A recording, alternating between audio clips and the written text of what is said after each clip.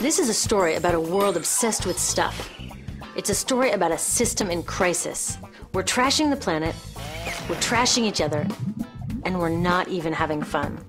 The good thing is that when we start to understand the system, we start to see lots of places to step in and turn these problems into solutions.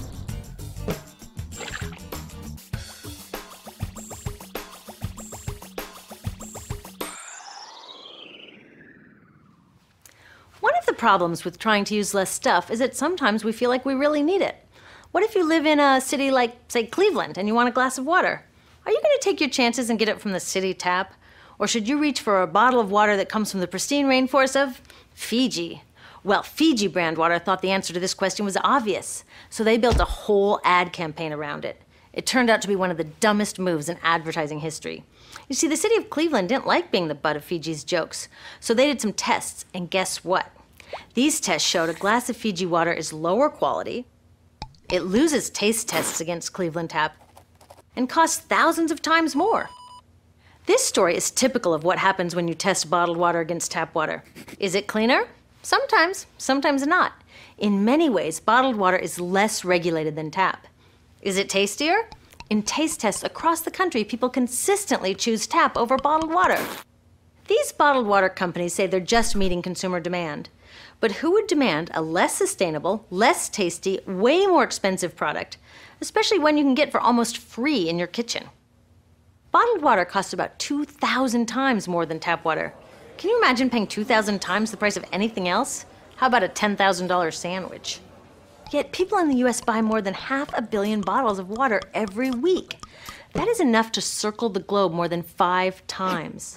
How did this come to be? Well, it all goes back to how our materials economy works, and one of its key drivers, which is known as manufactured demand. If companies want to keep growing, they have to keep selling more and more stuff. In the 1970s, giant soft drink companies got worried as they saw their growth projections starting to level off. There's only so much soda a person can drink.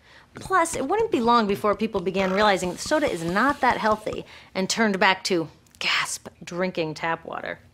Well, the companies found their next big idea in a silly designer product that most people laughed off as a passing yuppie fad. Water is free, people said back then. What will they sell us next? Air? So how do you get people to buy this fringe product? Simple. You manufacture demand. How do you do that? Well, imagine you're in charge of a bottled water company. Since people aren't lining up to trade their hard-earned money for your unnecessary product, you make them feel scared and insecure if they don't have it. And that's exactly what the bottled water industry did. One of their first marketing tactics was to scare people about tap water with ads like Fiji's Cleveland campaign. When we're done, one top water executive said, tap water will be relegated to showers and washing dishes. Next, you hide the reality of your product behind images of pure fantasy. Have you ever noticed how bottled water tries to seduce us with pictures of mountain streams and pristine nature?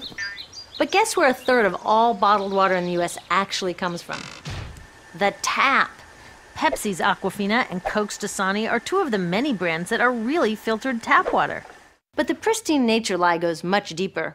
In a recent full-page ad, Nestle said, bottled water is the most environmentally responsible consumer product in the world. What? They are trashing the environment all along the product's life cycle. Exactly how is that environmentally responsible? The problems start here with extraction and production, where oil is used to make water bottles.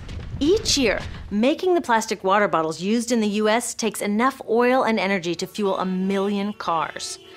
All that energy spent to make the bottle, even more to ship it around the planet, and then we drink it in about 2 minutes? That brings us to the big problem at the other end of the life cycle, disposal. What happens to all these bottles when we're done? 80% end up in landfills, where they will sit for thousands of years, or in incinerators, where they are burned, releasing toxic pollution. The rest gets collected for recycling. I was curious about where the plastic bottles that I put in the recycling bins go. I found out that shiploads were being sent to India, so I went there. I will never forget riding over a hill outside Madras, where I came face to face with a mountain of plastic bottles from California. Now, real recycling would turn these bottles back into bottles. But that wasn't what was happening here. Instead, these bottles were slated to be downcycled, which means turning them into lower quality products that would just be chucked later. The parts that couldn't be downcycled were thrown away there, shipped all the way to India just to be dumped in someone else's backyard. If bottled water companies want to use mountains on their labels, it would be more accurate to show one of these mountains of plastic waste. Scaring us, seducing us, and misleading us. These strategies are all core parts of manufacturing demand. Once they've manufactured all this demand, creating a new multi-billion-dollar market, they defend it by beating out the competition. But in this case, the competition is our basic human right to clean, safe drinking water. Pepsi's vice chairman publicly said, "The biggest enemy is tap water." They want us to think it's dirty and bottled water is the best alternative. In many places, public water is polluted, thanks to polluting industries like the plastic bottle industry.